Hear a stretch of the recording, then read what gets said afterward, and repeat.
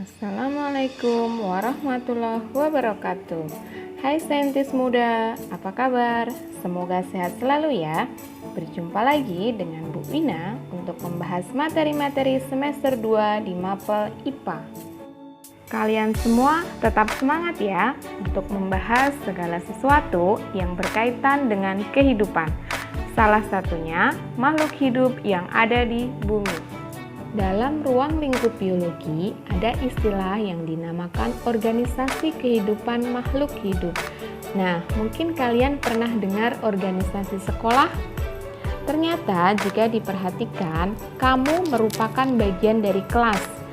Kelas juga merupakan bagian dari kelas 7.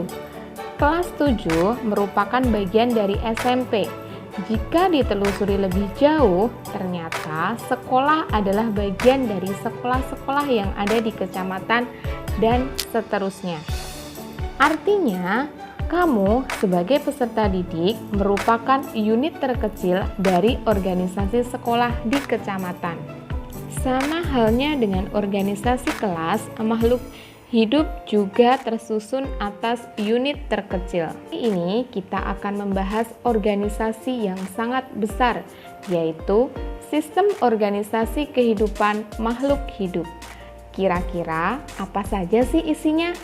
Dan siapa saja anggotanya? Yuk kita simak video berikut. Sistem organisasi kehidupan makhluk hidup terdiri dari berbagai tingkatan organisasi, dari yang paling sederhana sampai yang paling kompleks, dan setiap tingkatan punya ciri khasnya sendiri. Tingkatan ini dimulai dari molekul, sel, jaringan, organ, sistem organ, organisme, populasi, komunitas, ekosistem, bioma, dan biosfer. Tentunya tidak semuanya kita bahas dalam video kali ini. Nah, untuk lebih memahami semua tingkatan organisasi ini, Ibu akan jelaskan satu persatu. Yang pertama adalah organisasi tingkat molekul. Molekul merupakan partikel-partikel penyusun organisme yang tersusun oleh atom-atom. Contohnya karbohidrat, protein, lipid, DNA, maupun RNA. Walaupun tingkat pertama, tapi molekul itu bukan bagian dari makhluk hidup. Semua organisasi yang termasuk organisasi kehidupan yang paling kecil adalah sel. Sel merupakan unit struktural dan fungsional terkecil dari makhluk hidup. Setiap tubuh makhluk hidup tersusun atas sel. Ada makhluk hidup yang tersusun atas satu sel yang disebut uniseluler, dan makhluk hidup yang tersusun atas banyak sel disebut multiseluler. Sel mampu melakukan semua aktivitas kehidupan dan reaksi kimia untuk mempertahankan kehidupan yang berlangsung di dalam sel. Sel sering disebut sebagai tingkatan yang paling kecil dalam organisasi kehidupan. Lanjut, setelah tadi molekul, sel, kemudian ada organisasi kehidupan tingkat jaringan. Jaringan adalah kumpulan sel yang memiliki bentuk dan fungsi yang sama. Pada makhluk hidup terdapat berbagai macam jaringan. Ada jaringan hewan yang meliputi jaringan epitel, ikat, otot, dan saraf. Pada jaringan tumbuhan meliputi jaringan epidermis, jaringan parenkim, jaringan penyokong, dan jaringan pengangkut. Nah, setelah kita mengenal organisasi tingkat jaringan, kita naik lagi ke organisasi kehidupan tingkat organ. Kumpulan berbagai jaringan yang melakukan fungsi tertentu disebut organ. Tubuh makhluk hidup tersusun dari berbagai macam organ. Contohnya, organ jantung, otak, ginjal, dan paru-paru. Nah, kayak situasi COVID sekarang nih, organ yang diserang adalah organ paru-paru. Tentunya kalian pasti penasaran setelah organ, apalagi nih kalau semua organ itu berkumpul dan menyusun fungsi yang sama, walaupun organnya berbeda. Itu adalah tingkatan organisasi kehidupan pada tingkat sistem organ. Di dalam tubuh makhluk hidup, organ-organ yang berbeda akan berkumpul membentuk suatu sistem. Kumpulan organ-organ tersebut akan menjalankan fungsi dan tugas yang saling berkaitan. Contohnya adalah sistem pencernaan pada manusia. Terdiri dari mulut, lidah, gigi, kerongkongan, lambung, usus halus, usus besar, dan anus. Dari organ-organ tersebut akan membentuk suatu sistem organ.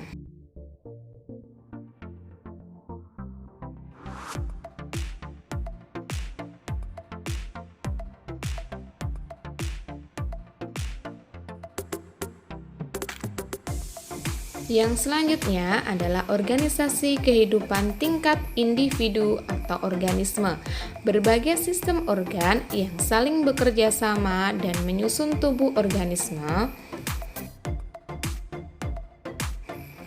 Jadi kita tahu bahwa organisme itu adalah makhluk hidup tunggal. Contohnya adalah sebatang pohon kelapa dan seekor kucing. Pada hierarki kehidupan, sel berada pada urutan tingkatan terendah yang masih mampu menjalankan semua fungsi kehidupan. Berbeda dengan molekul, sel mampu melakukan regulasi terhadap dirinya sendiri, memproses energi, tumbuh dan berkembang, tanggap terhadap lingkungan, dan reproduksi untuk mempertahankan jenisnya. Lalu, apa itu sel? Simak penjelasan berikut. Setiap organisme tersusun atas satu dari dua jenis sel yang secara struktural berbeda. Kedua jenisnya adalah sel eukariotik dan sel prokariotik. Pada sistem 5 kingdom ada monera, yaitu bakteri dan ganggang biru yang bersel prokariotik. Berbeda dengan kingdom di atasnya, yaitu protista, fungi, plantae, animalia yang terdiri atas sel eukariot. Perlu kita tahu bahwa sel prokariotik yaitu sel yang memiliki nukleus tapi inti selnya tidak diselubungi membran inti. Contohnya yaitu adalah bakteri. Berbeda dengan sel eukariotik, yaitu sel yang inti selnya diselubungi oleh membran sel. Sel pertama kali ditemukan oleh Robert Hooke tahun 1665, abad ke-19. Struktur sel seperti kotak sarang lebah atau sel-sel sebuah penjara dari pengamatan pada gabus. Sel dibedakan menjadi 3 bagian utama, yaitu membran sel, sitoplasma, dan nukleus. Nah, untuk lebih jelasnya, kita akan membahas bagian sel satu persatu. Yang pertama, yaitu ada membran sel atau selaput sel, merupakan bagian pembungkus sel paling luar. Bagian ini berfungsi untuk pertukaran zat dalam sel dan melindungi seluruh isi sel. Membran sel ini bersifat semi-permeable, berarti hanya dapat dilalui oleh zat-zat tertentu yang dapat larut baik secara difusi maupun secara osmosis.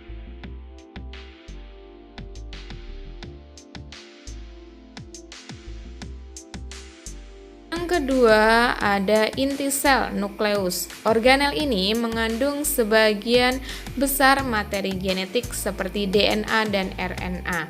Fungsi utama inti sel adalah memimpin kegiatan di dalam sel. Jadi inti sel itu adalah otaknya. Di dalam inti sel itu terdapat anak inti sel. yaitu nukleolus. Dia berperan dalam pembentukan sifat keturunan karena mengandung kromosom.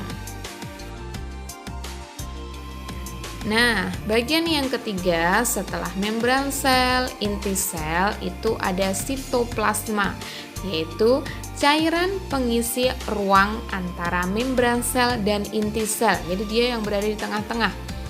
Dan di dalam sitoplasma itu terdapat banyak organel sel. Nanti masing-masing organel sel itu akan menjalankan fungsi yang berbeda-beda. Organel-organel yang terdapat di dalam sitoplasma sebagian akan kita bahas, di antaranya ribosom, yaitu partikel berbentuk bulat yang berfungsi sebagai tempat pembentukan protein. Merupakan organel terkecil di dalam sel. Biasanya dia melekat di sepanjang retikulum endoplasma dan ada yang bebas atau soliter. Nah, tadi kan ribosom itu melekat pada retikulum endoplasma. Nah, apa itu retikulum endoplasma atau biasa disebut sebagai RE, yaitu organel yang terdiri atas membran-membran yang tersusun secara paralel. Nah, di sini retikulum endoplasma itu ada dua jenisnya, yaitu retikulum endoplasma kasar dan retikulum endoplasma halus. Jadi ada RE kasar dan ada RE halus. Fungsi dari RE yaitu sebagai tempat melekatnya ribosom, tadi yang kecil, juga untuk melakukan sekresi protein dan lemak. Selanjutnya ada mitokondria. Di dalam mitokondria itu terdapat enzim yang dapat melepaskan energi dalam bentuk makanan pada proses respirasi sel, sehingga sering disebut juga sebagai powerhouse. Setiap mitokondria itu punya dua lapisan membran, yaitu membran luar dan membran dalam. Nah, respirasi sel ini terjadinya pada mitokondria bagian dalam yang berbentuk lipatan-lipatan yang disebut sebagai kristal.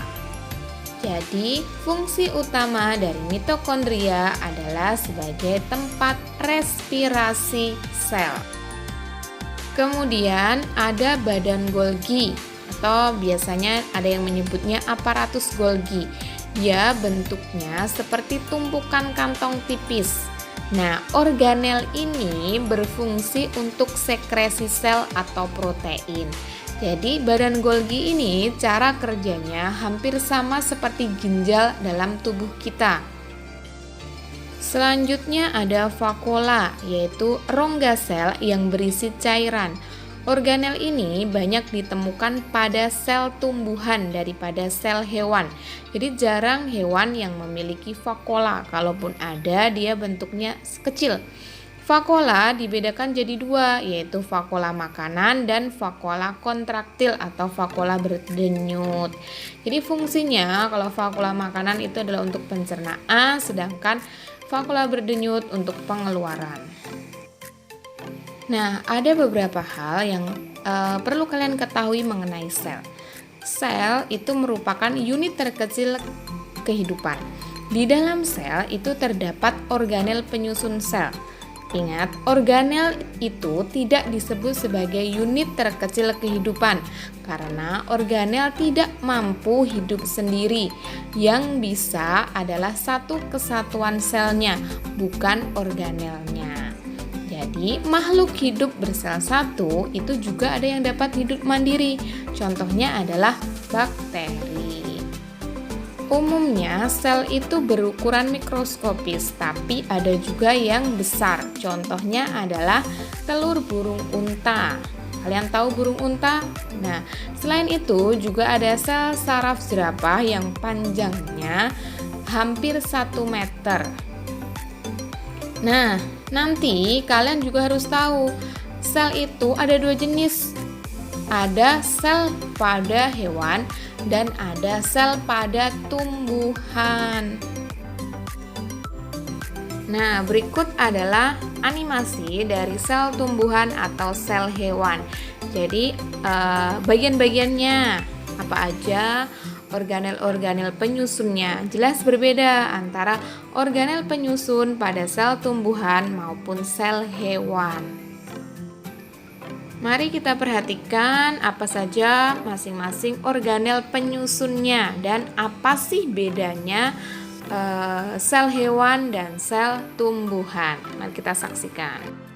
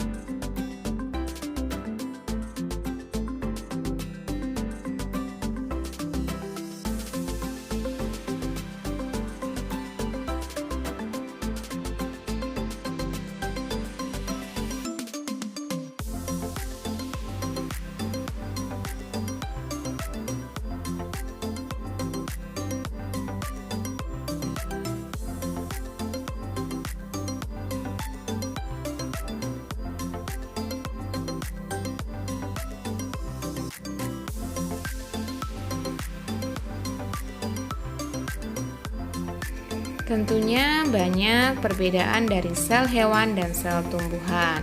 Untuk lebih jelasnya, berikut Ibu bikinkan tabel perbedaan antara sel hewan dan sel tumbuhan. Sebenarnya masih banyak ya perbedaannya. Kalian bisa cari referensi dari buku-buku lain atau video pembelajaran lain ya. Pada pembelajaran kali ini kita tahu bahwa makhluk hidup itu mempunyai sistem organisasi kehidupan, yaitu mulai dari tingkatan molekul, sel, jaringan, organ, dan sistem organ. Nah, kita tahu juga bahwa pada sel itu terdapat struktur penyusunnya mulai dari membran sel, protoplasma, dan nukleus atau intinya. Selanjutnya di dalam sitoplasma itu terdapat berbagai macam organelnya. Oke, pada pertemuan selanjutnya nanti kita akan belajar atau membahas tentang jaringan, organ, dan sistem organ itu seperti apa. Jangan lupa join Teams untuk absen dan mengumpulkan evaluasi hari ini. Jika kalian ada kendala dalam pengerjaan, silahkan langsung chat ke Ibu. Thanks for watching. Stay safe and healthy everyone. Don't forget to always put your mask on. Happy safe life. See you on next video. Wassalamualaikum warahmatullahi wabarakatuh. Dadah.